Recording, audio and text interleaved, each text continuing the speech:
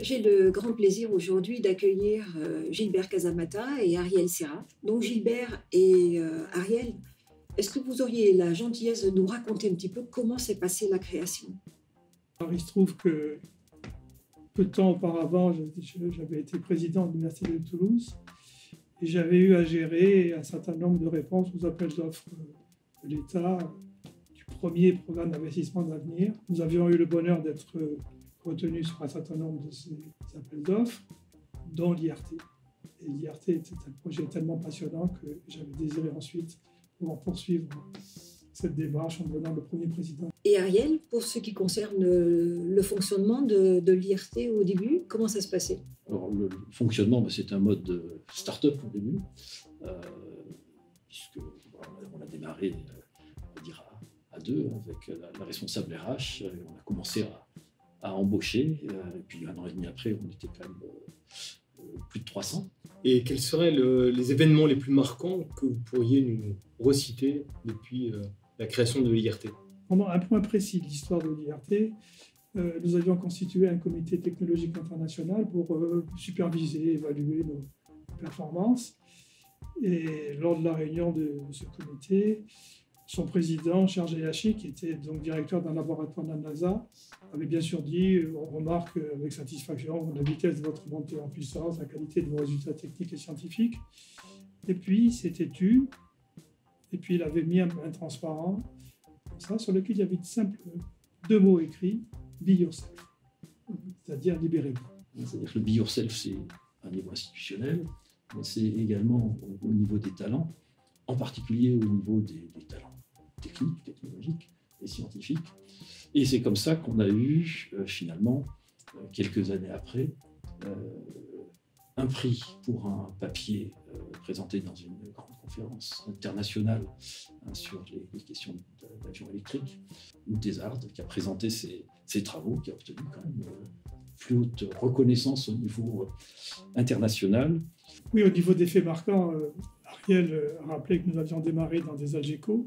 C'était d'ailleurs une période extrêmement créative. Et du point de vue technique, nous avions occupé, revampé une vieille hall technique appartenant à l'université. Voilà, c'était une étape importante, mais c'est vrai qu'une phase décisive a été l'arrivée dans B612, où nous avons pu en particulier déployer les plateformes techniques Ariel.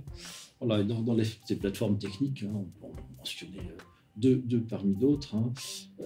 Tout d'abord, au niveau des matériaux, tout ce qui concerne la ligne d'imprégnation, qui est une installation qui a été particulièrement prisée par les partenaires académiques et industriels. Toujours dans les matériaux, on a eu plus tard évidemment la possibilité d'installer tous les équipements concernant la fabrication additive, évidemment qui demandent une place spéciale, des conditions d'environnement particulières. Et puis, deuxième grande plateforme, tout ce qui concerne l'avion électrique, où là, il y avait tout un deuxième étage consacré aux expérimentations, que ce soit en électronique de puissance, sur le phénomène d'arc et autres. Est-ce que vous pourriez exprimer en un mot, finalement, cette expérience de l'IRT? Alors, un mot, je ne saurais pas. Mais si je devais résumer vraiment selon quoi l'IRT Saint-Exupéry en particulier sont un objet remarquable, c'est d'arriver à joindre deux bouts qui, en général, étaient très distants. C'est-à-dire d'un côté, le besoin industriel, l'expression du vrai besoin, ne pas faire des recherches sur des applications qui sont plus ou moins fantasmées. Voilà, capter le vrai besoin industriel, et ensuite traduire ça par des efforts de recherche technologique qu'on peut communaliser entre différentes entreprises, voire différentes filières, et s'apercevoir du juste moment où il y a besoin de revenir à de la science, parce qu'il y a des verrous scientifiques indispensables. Cette chaîne-là, et dans ce sens, est très originale, et je pense que c'est ça l'ADN de l'IRT. Moi, je dirais que c'est une grande réussite collective, avec l'ensemble des acteurs à l'intérieur de l'IRT, mais également tous ceux qui ont soit entreprises, organismes de recherche, l'État également, qui ont contribué à mettre en place cette IRT. Moi, je crois que vous avez parfaitement raison. Les fondations que vous avez bâties pour l'IRT sont des fondations extrêmement solides et qui permettent à l'IRT de venir et encore se développer pour être un acteur indispensable, que ce soit à l'échelle régionale, nationale ou internationale. et pour contribuer à la France de 2030 que voit le gouvernement, avec une industrie qui est, je dirais, plus verte d'un côté, plus numérique de l'autre, et enfin plus souveraine. Et donc, merci à vous.